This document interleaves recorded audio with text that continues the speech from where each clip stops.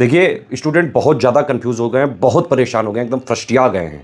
2 दिन सरकार ने जो कोशिश करी, सरकार को इस बात के लिए ज़रूर एप्रिशिएट करना चाहिए कि सरकार ने एक जो है अच्छा कदम उठाने की कोशिश करी है।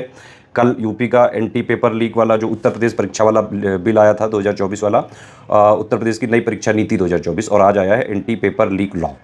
तो आज वाले में क्या है कि भाई 10 साल की सज़ा 1 करोड़ का जुर्माना है। और कल जो उत्तर प्रदेश की तरफ से, सरकार की तरफ से बाकायदा ट्विटर वगैरह पे कई सारे न्यूज़पेपर में अनाउंसमेंट किया गया कि नई परीक्षा नीति आ गई है। अब इसमें सर कई सारे प्रोविज़न पढ़ने पे बहुत सारे स्टूडेंट बहुत परेशान हैं और मुझे बहुत सारे मैसेज आए हैं। प्लीज़ आप लोग यहाँ भी अपने जो भी कंसर्न है बताएँ, सरकारों तक जाने चाहिए, अधिकारियों को भी सुनने चाहिए।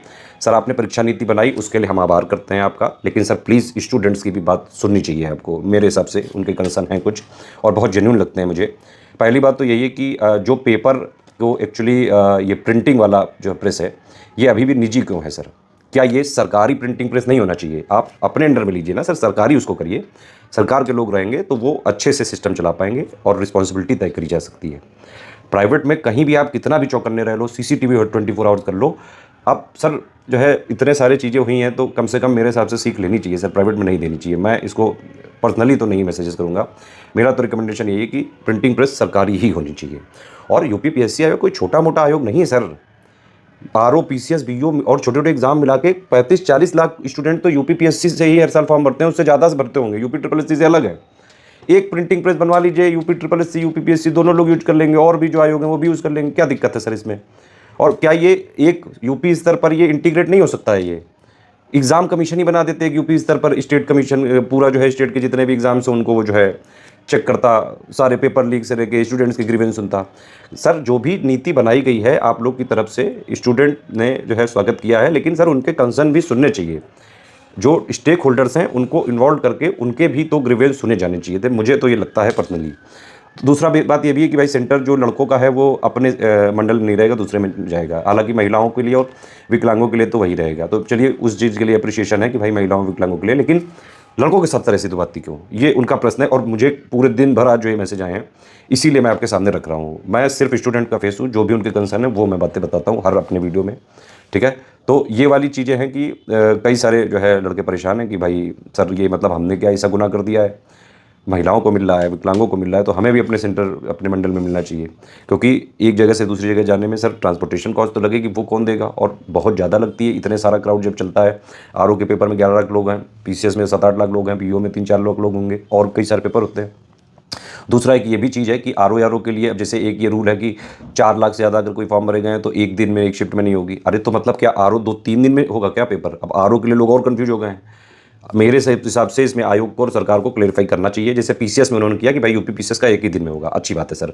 लेकिन सर प्लीज़ आरओ के लिए भी बताइए। अब जैसे इसमें क्या होता है, पहले जीएस होता है, फिर थोड़ी देर का ब्रेक होता है, फिर हिंदी हो जाता है, ठीक है? तो अगर ये अब 11 लाख लोग हैं तो भाई 3 ही दिन में हो पाएगी इस रूल के हिसाब से। तो क्या ऐसा होगा कि एक दिन सेट ए आया और जो है थोड़ी देर ब्रेक हुआ, फिर हिंदी का सेट ए आया, दूसरे दिन बी, फिर हिंदी, तीसरे दिन फिर सी, फिर हिंदी, और फिर क्या इसका पूरा नॉर्मलाइजेशन भी होगा? प्रोसेस को स्पेसिफाई करना सर बहुत ज़रूरी है, बहुत ज़्यादा कन्फ्यूजन हो जाएगा अदरवाइज़। बाकी कुछ कदम अच्छे भी हैं कि जैसे हर पेज में कई सारे क्यूआर कोड वगैरह डाले जाएंगे, सीरियल नंबर, बहुत अच्छी बात है। सेटिंग के लिए पर्याप्त समय दिया जाएगा, लेकिन सर एक बात यहाँ भी अभी भी कंसर्न नहीं वो हुआ है कि हर जो प्री के पेपर में 4-5 क्वेश्चन गलत होते हैं, एक सिलसिला चला आ रहा है, ये क्या बंद होगा? क्या इस बार से जो प्रोविजनल आंसर की आती है वही एक्चुअली होगी 100% सही?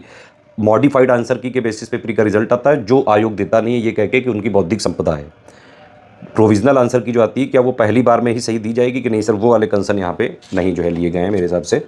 ये एक अच्छा कदम है कि भाई ओएमआर के 3 सेट होंगे, एक जो है आयोग के पास, एक बोर्ड के पास रहेगी और जो है एक कोषागार में रहेगी और एक जो है मतलब अभ्यर्थियों को दी जाएगी। अच्छा कदम है ये, बहुत बढ़िया स्टेप है। फिर वही बात सर, परीक्षा नियंत्रक द्वारा जो है प्रश्न पत्र छापने वाली एजेंसी का नियमित निरीक्षण किया जाएगा। नहीं सर, ये मुझे नहीं लगता है पर्सनली कि इससे कोई लाभ होने वाला है। सरकारी प्रिंटिंग प्रेस होनी चाहिए, मेरे हिसाब से तो यही है। और अगर जो है कोई ऐसा है प्राइवेट वाला, तो बहुत ही ज़्यादा ऑनेस्ट हो और बिल्कुल ही क्लीन हो, ऐसे बंदे को ही मिले, क्योंकि प्रिंटिंग प्रेस जो है क्लीन होना बहुत ज़रूरी है। बाकी स्टूडेंट्स अपनी राय बता सकते हैं, लेकिन एक बात मैं कहूँगा कि सरकार कम से कम सजग है और सरकार स्टेप ले रही है। अगर कोई भी आपके कंसर्न है, आप लोग भी सभ्य भाषा में ज़रूर जो है यहाँ पे बताइए। और जो भी चीज़ें हैं, स्टूडेंट के कंसर्न कई सारे मेरे पास आए थे व्हाट्सएप में, इसीलिए मैंने ये वीडियो बनाया है। बाकी आप लोग से रिक्वेस्ट है कि यहाँ पे जो भी आपकी बातें लिखें। देखिए, यहाँ पे स्टूडेंट्स को पार्टी पॉलिटिक्स नहीं करनी चाहिए। मैं आपको पहले भी बता चुका हूँ, सरकार किसी की भी रहे, आयोग की अपनी एक अलग चीज़ें चलती हैं। 2015 में भी खुल के करप्शन होता था, बहुत चीज़ें हुई थी, कॉपी वगैरह बदली पढ़ने पड़े। 2022 पीसीएसजे वाले में भी हुआ। अभी तो आयोग ने कम से कम ये पहल ली कि सबको कॉपी दिखा रहा है। मतलब मैंने बोला था ना आपसे कि ये ऐतिहासिक स्टेप है, आयोग का आज तक नहीं किया कभी भी।